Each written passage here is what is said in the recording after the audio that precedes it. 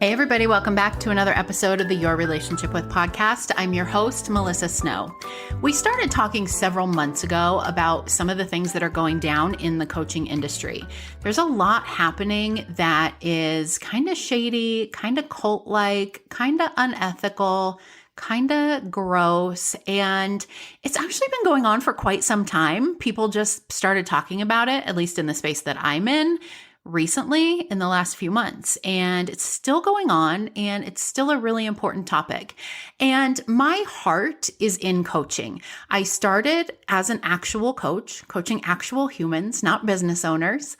I was a dating and relationship coach for 6 years, and I love coaching.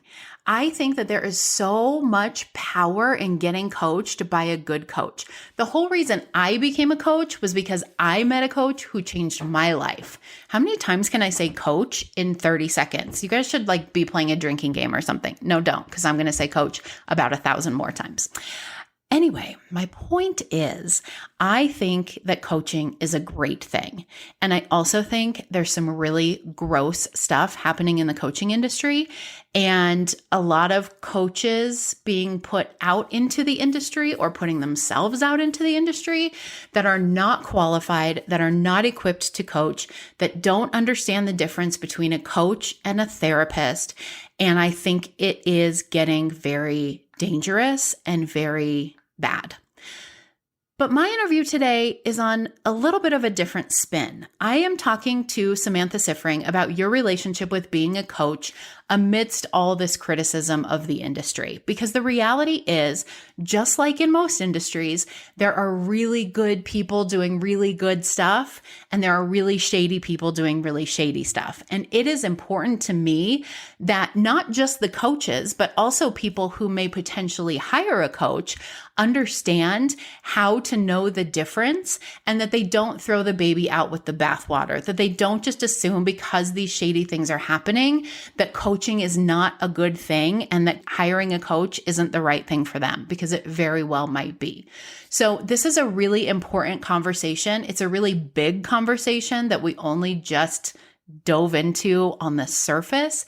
But I hope that regardless of where you're at with the coaching industry, whether you are a coach, you don't like coaches, you have had a coach that wasn't great, you've had a coach that was wonderful, you've never had a coach, but you've thought about it, or you just want to know what Samantha's got going on, because she is pretty smart. Listen to this interview. Samantha is a business coach for women-owned small businesses.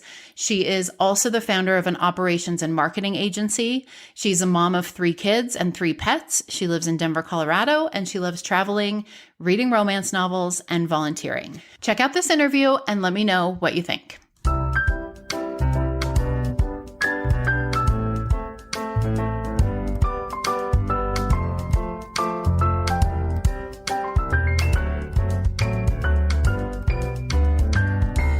Hello, Samantha. Welcome to the podcast. Hello. Thanks for having me. Yes, I'm super excited to talk to you today. I've been following you for a long time, and I'm excited to talk to you today about some of the things that are going on in the coaching industry, especially in light of actually being a coach. It can be a little bit complicated, but I think that this interview is actually going to be really good for people, even if they're not coaches, if they're thinking about becoming coaches, or even if they are, I was going to say normal people, non-coaches who maybe have hired a coach in the past or are considering hiring a coach in the future. I think this conversation is actually really important for everybody. So I appreciate you coming on to talk about this. So before we dive in, tell everybody just a little bit about you and what you do and about your relationship with the coaching industry. Yeah. So my relationship is I am a coach. I'm a business coach. I also own an agency that does operations and marketing support, like hands-on services for business owners. So I see people's businesses from both the mindset perspective, but also that operational perspective, getting in there and doing hands-on work as well. I have been a coach since 2015. So it's been, I don't know, kind of an interesting ride. I feel like when I first started, I didn't really know a lot of coaches. I actually didn't know that coaching was even a thing until pretty much the month that I started as a coach. So I have a master's in counseling and I was home with little kids. And this was like in the days before BetterHelp and all of that. There was no online therapy. So I met this other therapist who had become a life coach, who had this online business where she got a bunch of clients and then had a team of life coaches that were former therapists that coached them. And as soon as I heard about her business, I just immediately, I was like, first of all, I wish I came up with that first. But since I didn't, are you hiring? And I started working for her almost right away. So that was kind of my intro to coaching being a thing, which I now find so interesting because that's so different than so many people's experience coming into it. Mm-hmm. So I got into that before really knowing that there was this whole coaching industry or anything like that. So I feel like I've seen a lot of different corners of coaching. After I became a coach, I then sought out other coaches and wanted to see what are other people talking about? What are they teaching? What ideas are out there? Started following a ton of coaches, listening to coach podcasts, going on retreats with coaches, that kind of thing. And was exposed to a lot of different arenas of coaching. So I feel like that's a really good perspective to have coming into this conversation. It's not just one particular community or school of thought. Yeah, absolutely. We're going to talk a little bit later about how your relationship with being a coach has changed over the years, which Mm-hmm. again, I think is an interesting perspective for you because you did become a coach before coaching was really a thing. And now it's like every other person I meet is either a realtor or a coach.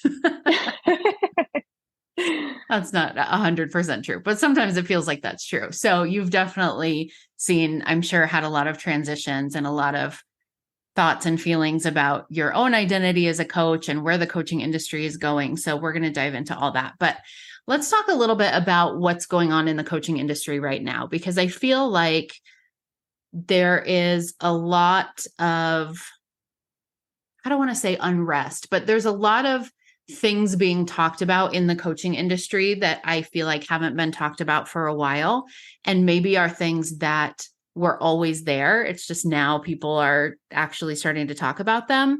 And I think in a lot of ways, these conversations are really good, right? Because that's the only way that there is going to be change. And also, I think sometimes there's a downside to it where people who are not fully informed of all the different aspects of what's going on, especially the non-coaches, are like, okay, I knew this was a scam all along. Don't come to me with your coaching. Coaching, I knew it was a made-up profession. So let's just talk a little bit about like, what do you see going on in the coaching industry right now? And why do you think that there is this criticism of the coaching industry happening? Yeah, I think that there's a lot to it, but something that I have said a lot to clients who are coaches who have been concerned or wanted support with this is that this actually isn't unique to coaching. So, right now, there in society, humanity at large, there is a lot of criticism of a lot of things. There's a lot of old systems and structures that are being questioned. There's a lot of dark truth being revealed into the light. And I think it's been going on for several years now in all different arenas. And I think that there's just a lot of change happening. So, that to me is really the first thing to look at with it, that this is not a, oh no, coaching has a problem. This is a, lots of parts of society have problems and it's all coming up and we're working through it together. Mm-hmm. So personally, I find a lot of comfort in that, that like it's not like an isolated incident only in one industry. There's so much going on in the entertainment industry.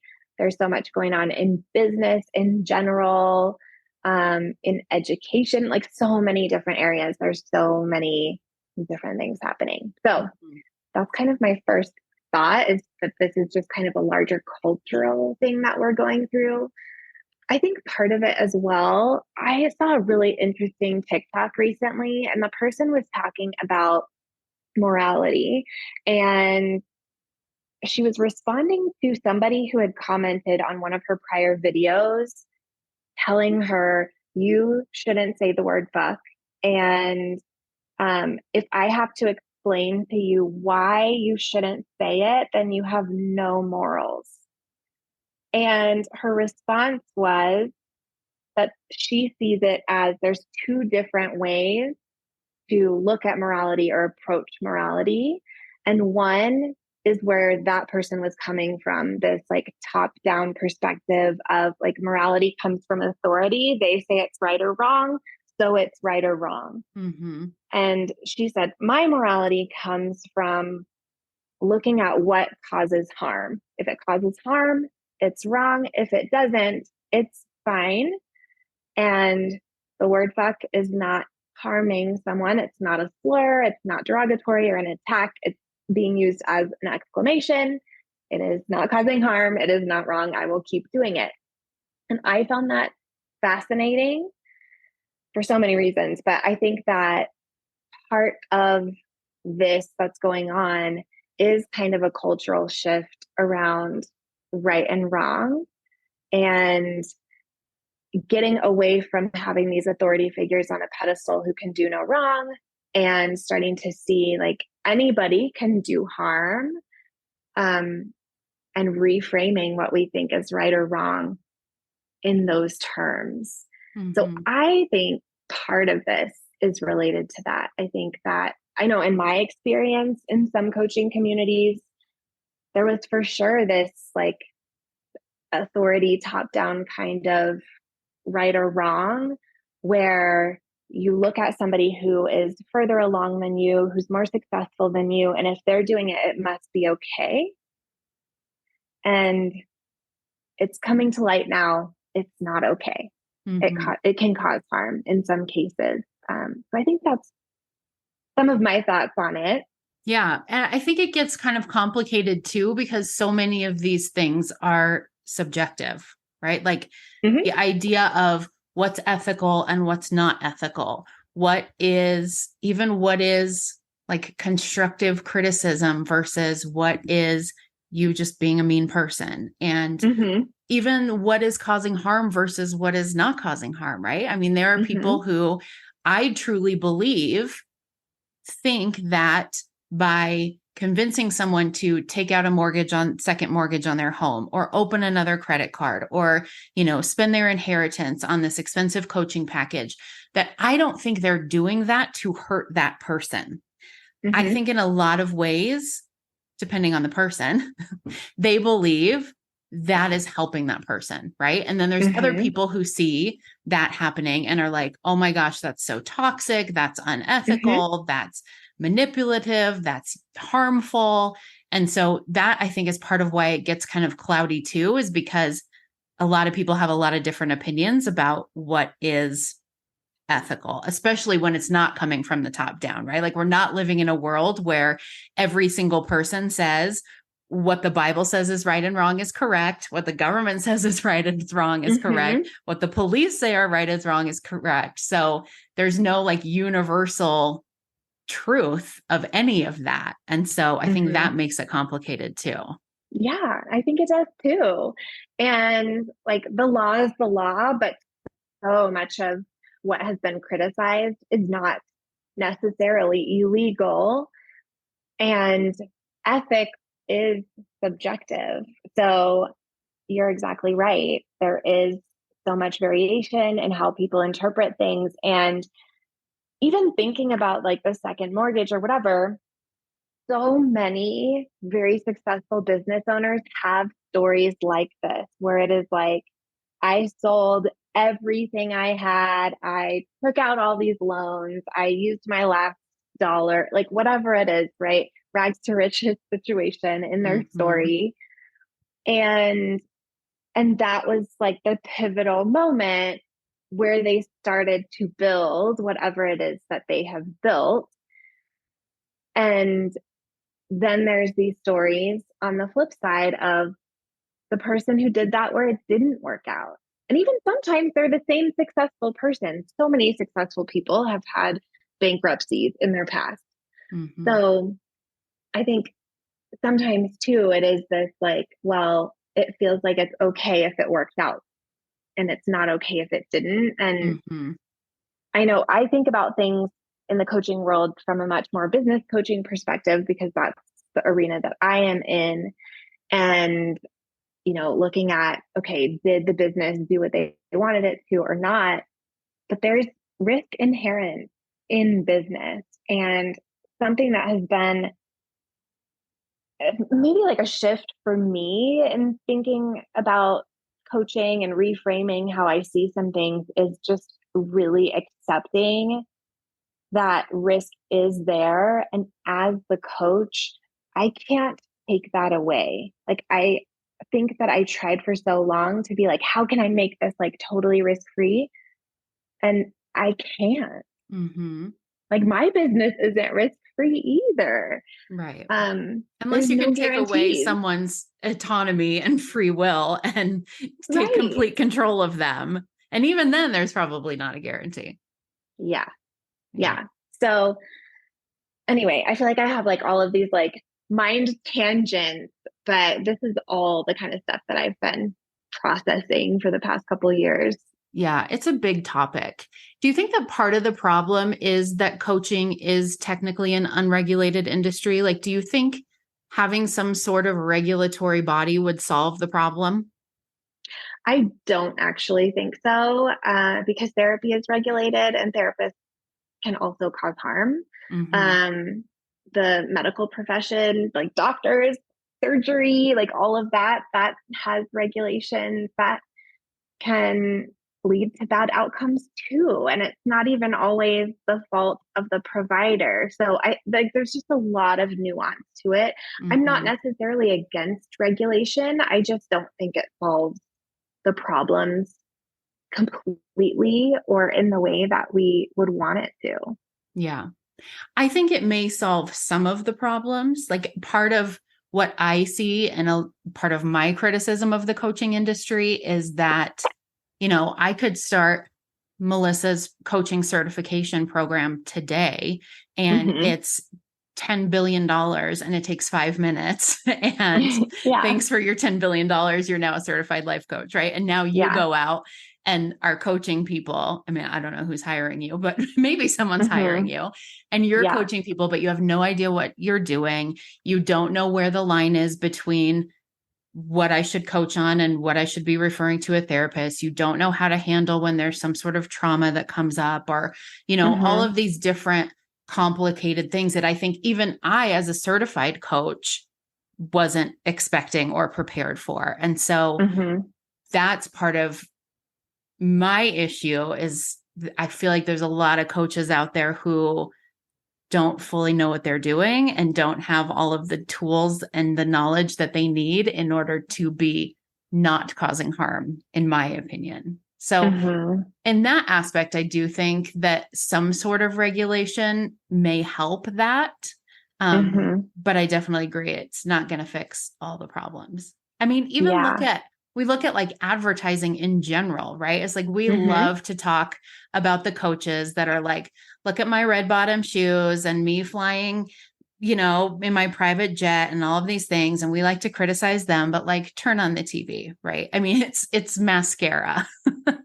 Yeah. I have this big fancy life and these fancy clothes and this beautiful man and this amazing life because I use this mascara, right? It's really Yeah. not all that different. Right. I agree. And I think that part of this, like talking about the $1 billion 5 minute certification type thing, I wonder where is the line for being a savvy consumer?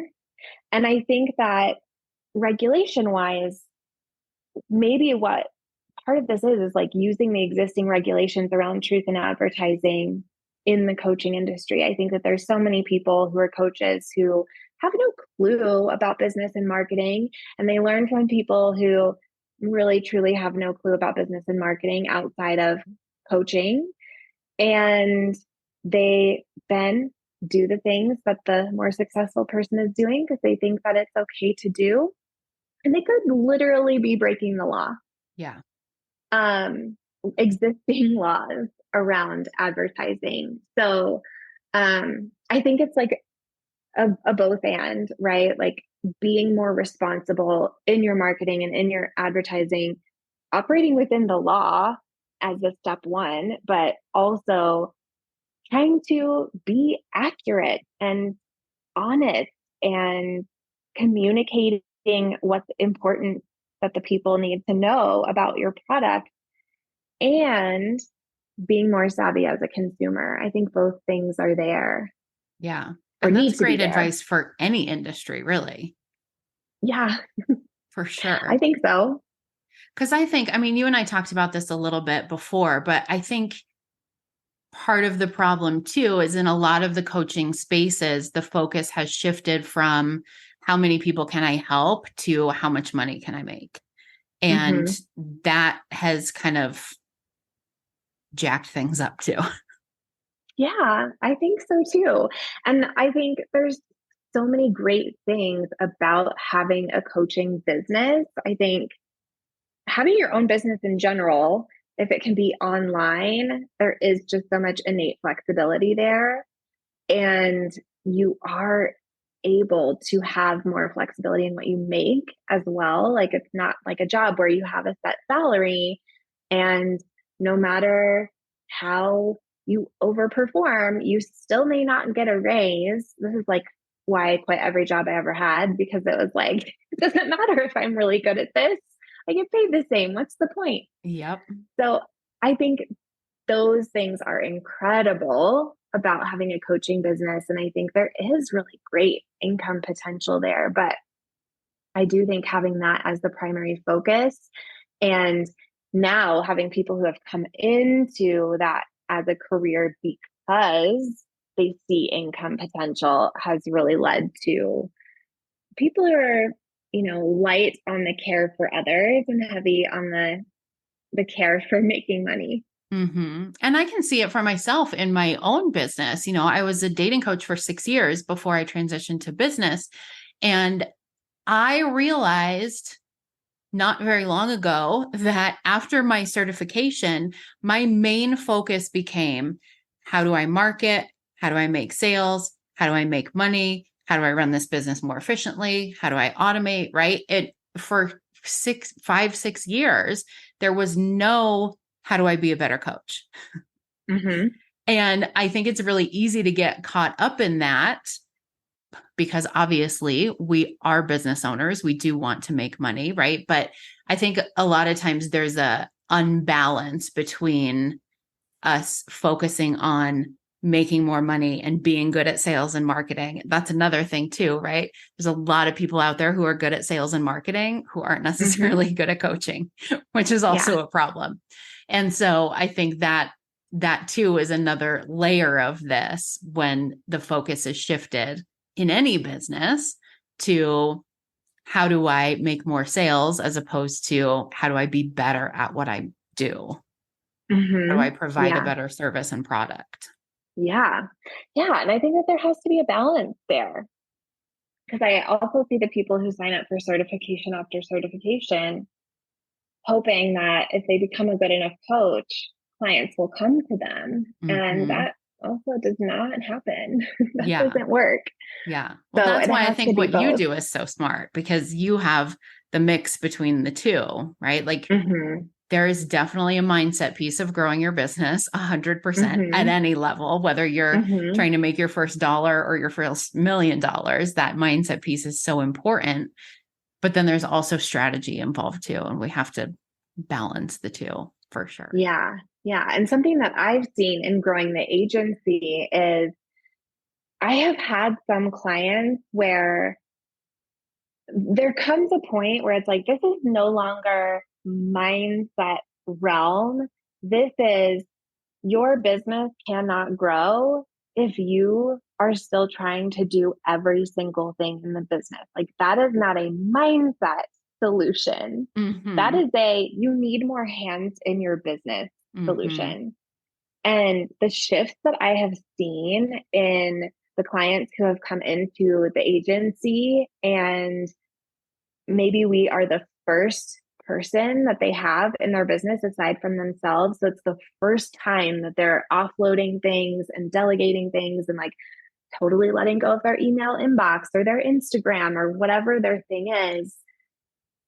The amount of time and energy and inspiration they have for growth and new ideas is shocking. It's like you Yeah. go from feeling burnout, feeling like you are considering quitting your business to, whoa, now I see the path forward. Now I'm enjoying things again. Now I can actually take a vacation without checking my email every day. Mm-hmm. Like, it's amazing. So Mm-hmm. you're right. It's like, yeah, mindset is important, but sometimes it is not a mindset solution that you need. Yeah, for sure. So how would you say that your relationship with being a coach has changed, especially recently? Yeah. So I feel like it's been like there was a solid, stable period, and then there's like a rocky roller coaster period. And I feel like I'm getting more in a stable period now. And I feel like that roller coaster period was being willing to question everything, even like, is there value in coaching and do I want to continue being a coach? Like putting everything on the table for Mm. questioning. And I think that's a scary thing to do.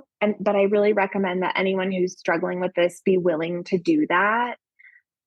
And it's allowed me to land in this place where I feel a lot more clear on my role as a coach and the value that I bring as a coach.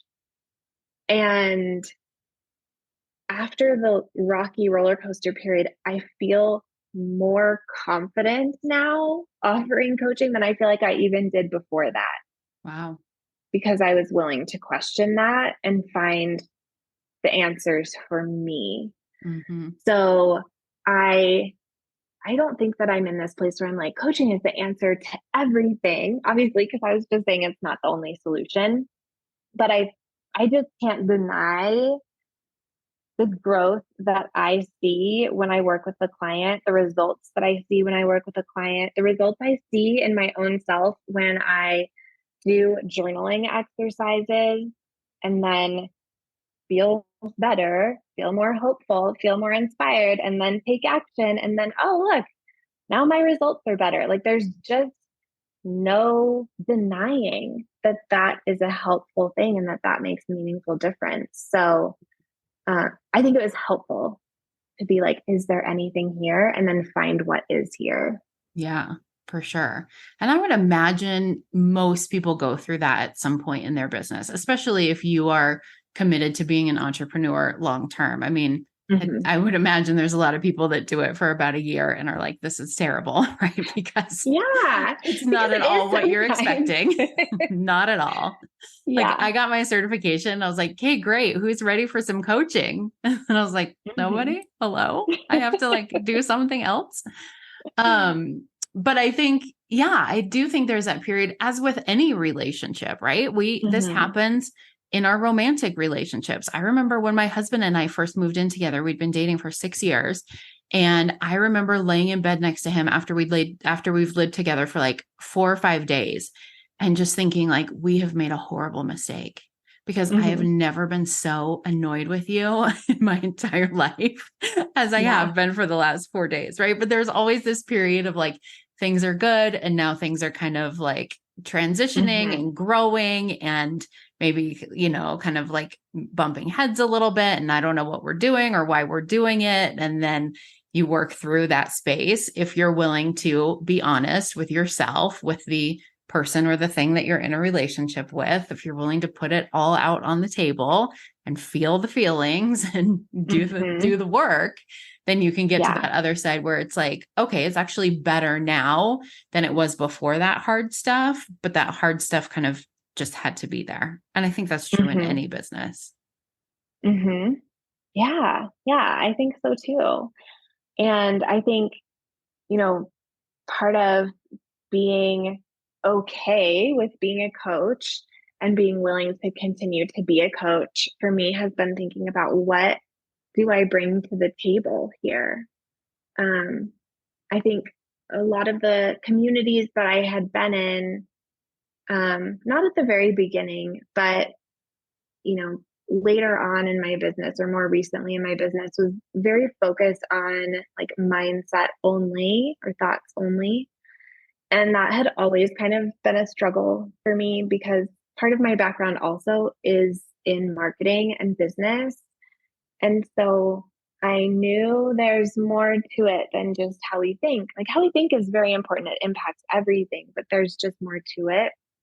And I started to see that the people who were in like masterminds and other programs that I was in that were successful, like around my same level of business success or revenue, we all had marketing backgrounds.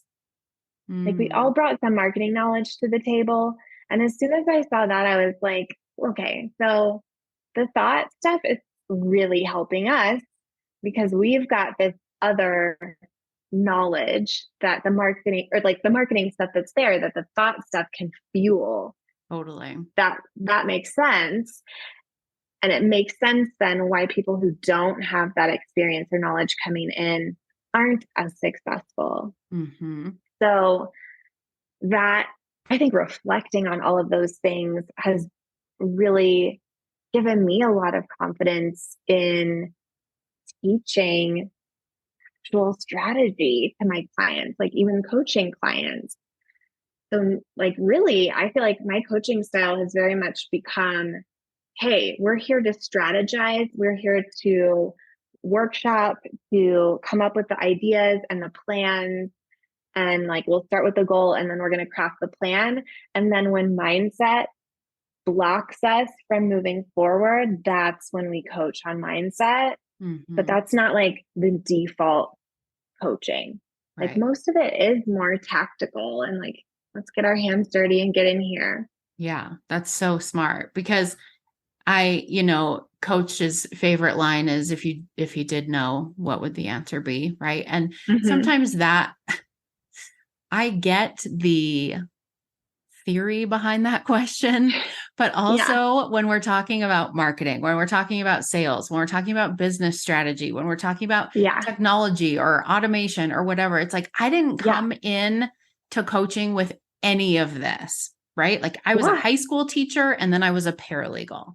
That's my background. So when I'm like, well, I don't know, what's the best way to market this? And should I do this or should I do this? And it's like, well, why are you choosing to be confused? I literally don't know.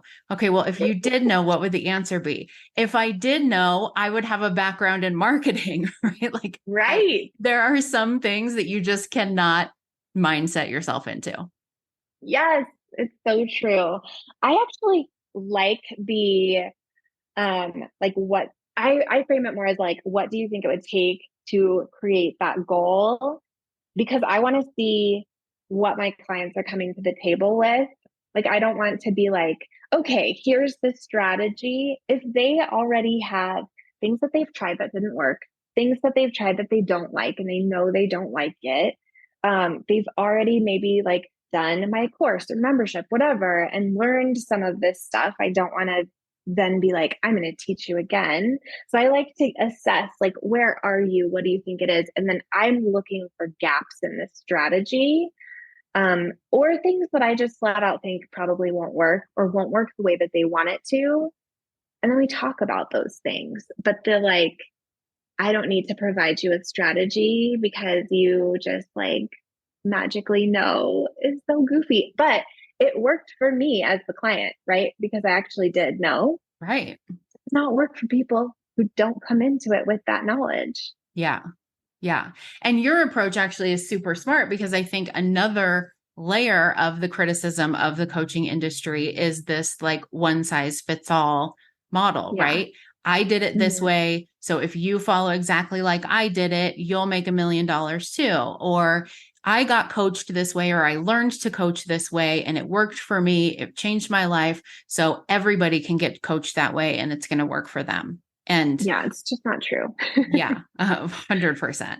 So, well, I feel like we could go on about all of these I know, layers for we a totally long could. time, but what advice do you have for anybody who is listening to this podcast who is a coach and is questioning, like, do I even still want to be a coach? Is the coaching industry like going down in flames? What do I Yeah. do? Yeah.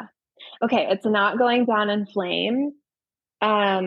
But there's a lot of industries that are being economically impacted right now. Like, we're not in a recession, but there are industries that are hurting. I have family members in the real estate industry. It is not amazing out there right now. And like, Mm-hmm. this is a C, right? Like, circumstance.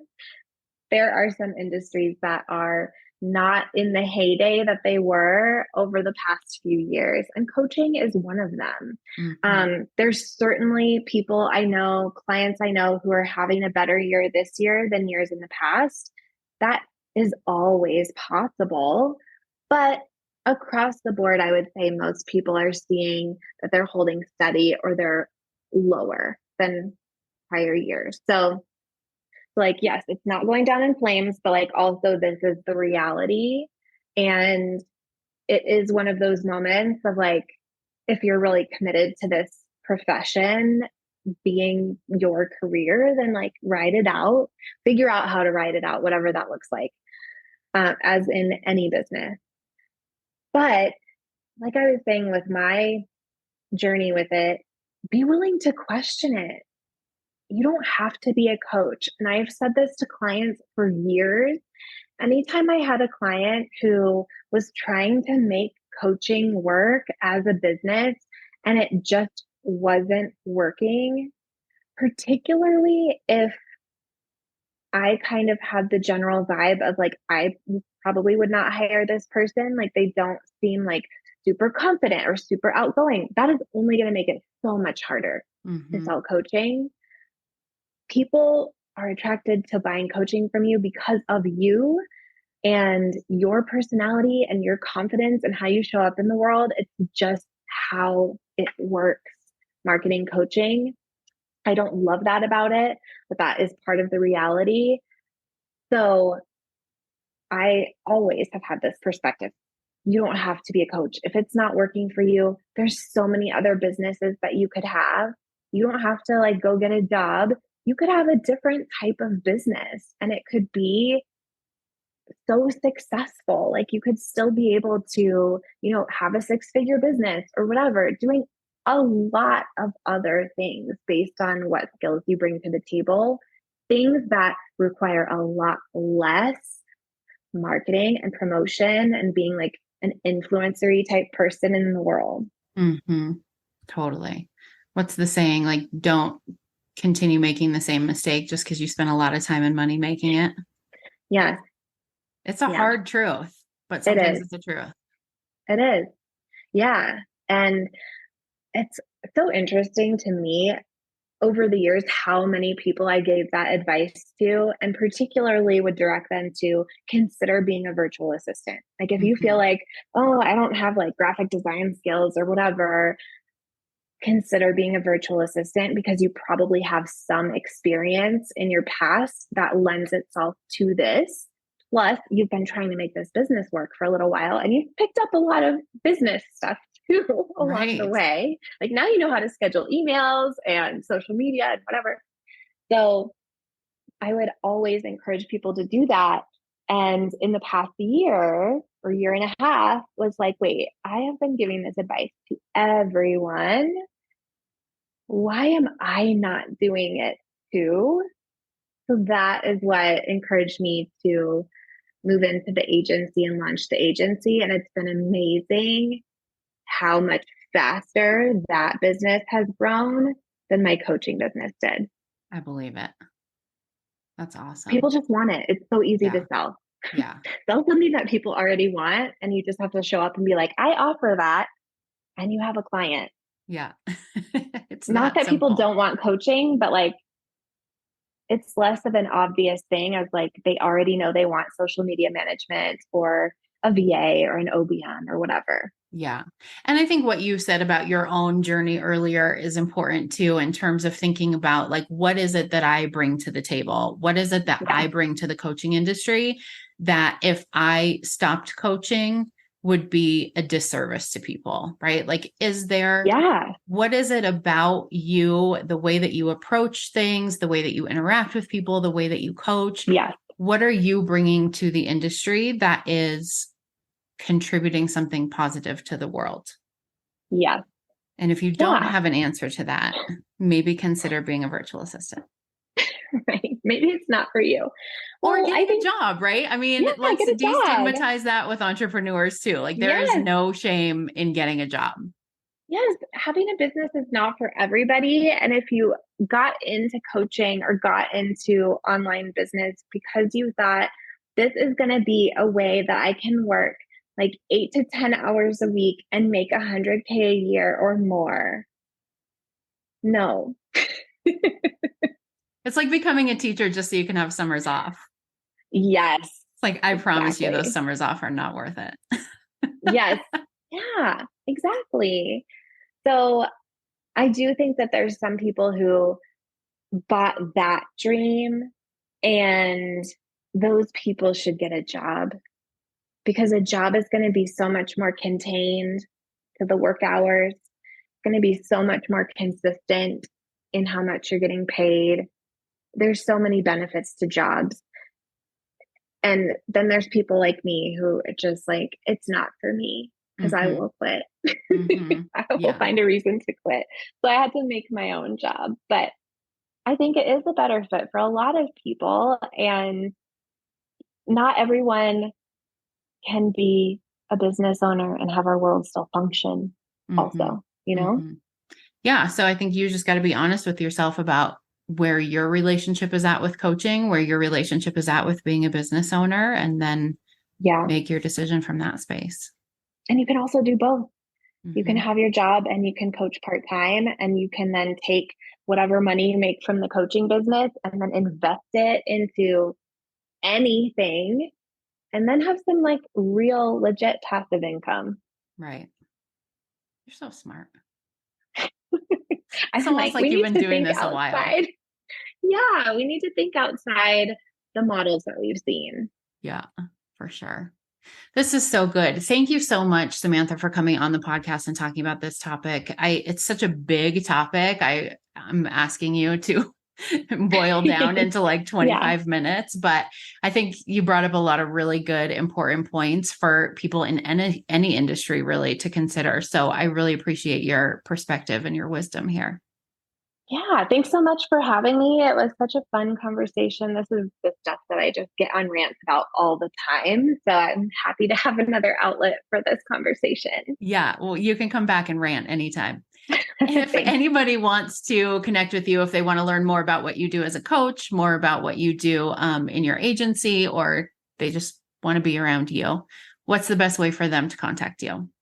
Yeah, so they can check out my website, samanthasiffring.com, or join my Facebook group, which is Online Business Building Women. I'm pretty active in there. You can DM me, and it's a good place for us to connect. Awesome. Love it. I will put the link for both of those in the show notes. And thank you again. Yeah, thank you.